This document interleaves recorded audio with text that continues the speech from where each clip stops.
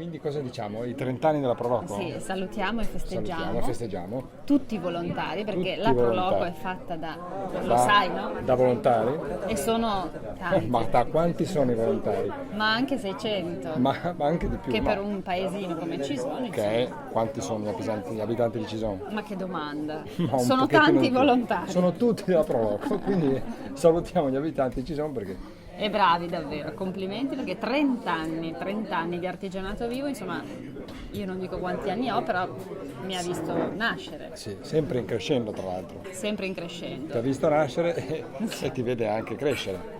Assolutamente sì.